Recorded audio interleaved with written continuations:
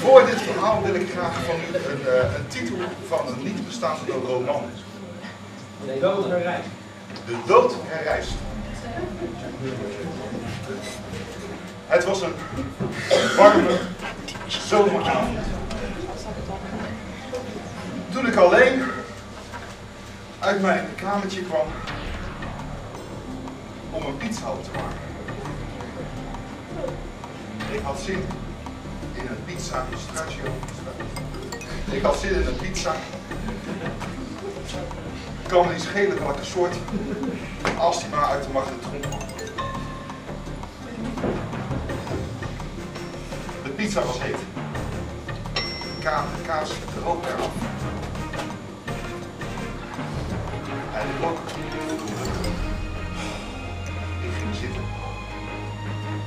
En verheugde mij al op de eerste hap van deze pizza. Plotseling ging het open. Helaas, de pizza kan ik niet wachten. Ik deed open. En daar stond mijn buurvrouw.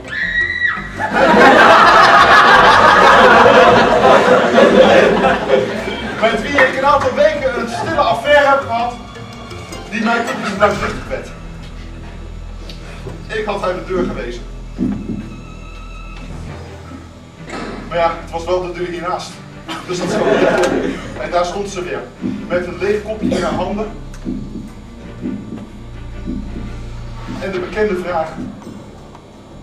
Mag ik nog wat suiker nemen? Suiker. Suiker. Ik heb het wel eens gehad. Maar wanneer? En waar? En wat deed die buurvrouw hier nog steeds?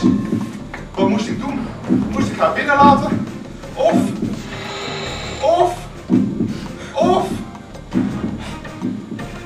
Alsjeblieft, blijf even zitten.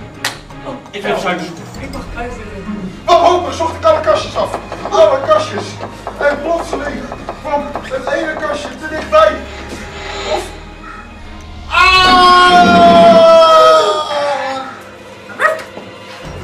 De hond! Ik voelde alles duizelen. En ik zag mijn oude hond, mijn oude trouwe hond, die had moeten inslapen. Omdat hij op het tapijt had gepiest. Wat kwam hij doen? Kwam hij mijn waarschuwen?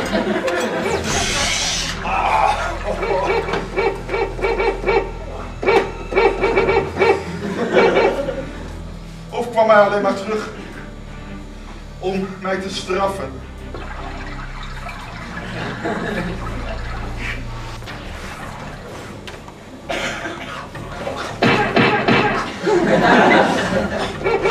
Het was het laatste. De hond had bezit genomen van mijn buurvrouw.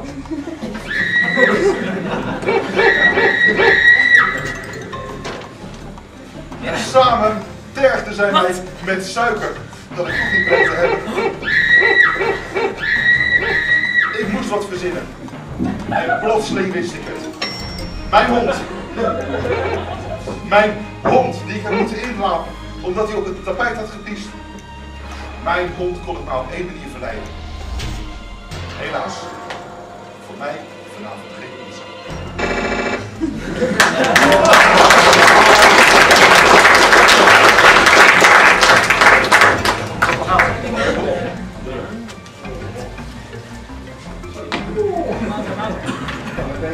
Rechters!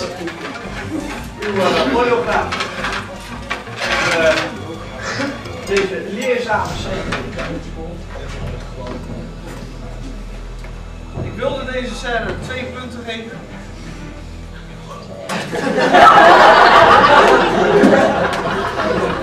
Maar ik geef deze scène 3 punten, mede door de zeer technische inbreng van de pianist. Ja.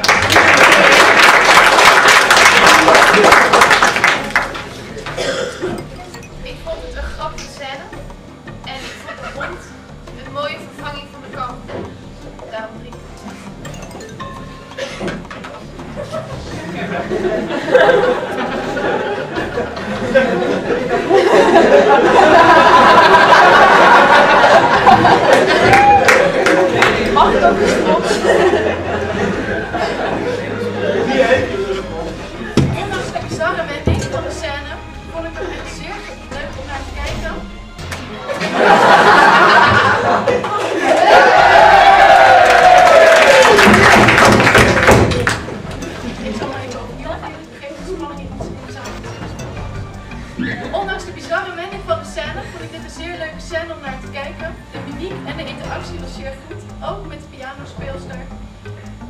jullie allemaal maar een wijze les uittrekken wat te doen als de buurvrouw suiker. Wat wil je zeggen?